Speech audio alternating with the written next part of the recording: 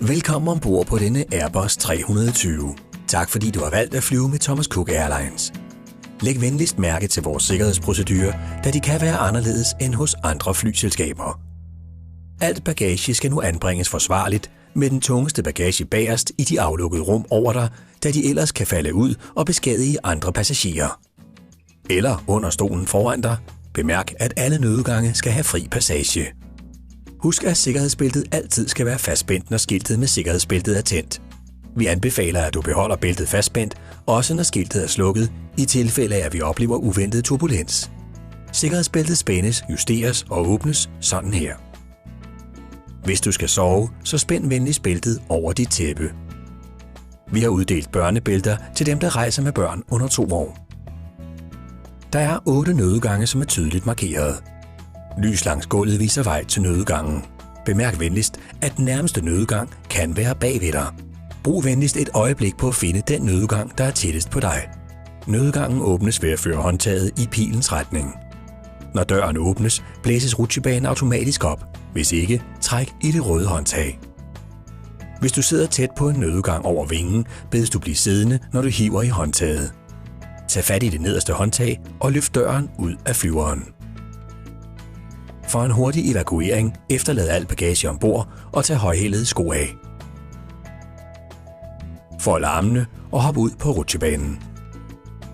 Under hvert stolesæde findes en gul redningsvest, som kun skal tages frem ved anvisning fra kabinepersonalet. Vesten kan tages på, når du sidder i stolen. Træk vesten over hovedet, før båndet rundt om livet, fastgør spændet og træk til. For børn under 2 år har vi uddelt specielle veste. Ved brug skal spænderne placeres bag og fastgøres. Bemærk venligst, at kabinepersonalet bærer røde redningsveste. Vesten må først pustes op, når du forlader flyet. Dette gøres ved at trække i det røde håndtag nederst på vesten. Blæses vesten ikke nok op, kan mundstykket bruges. Vesten er udstyret med en lampe og en fløjte, så der kan tiltrækkes opmærksomhed. Hvis trykket mod forventning skulle falde, kommer der iltmasker automatisk til syne. Forbliv siddende eller find et sæde og træk masken nedad for at åbne for ilten.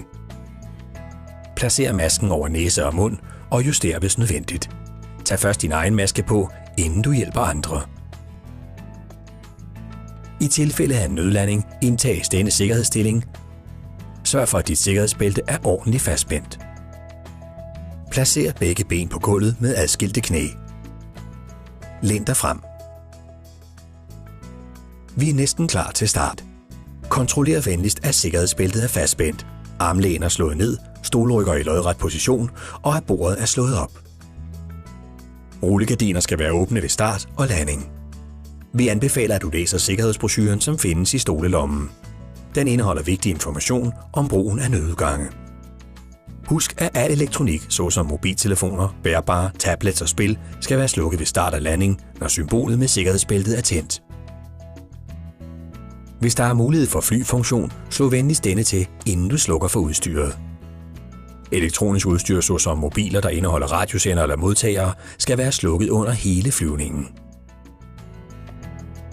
Vi ønsker dig en behagelig flyvetur.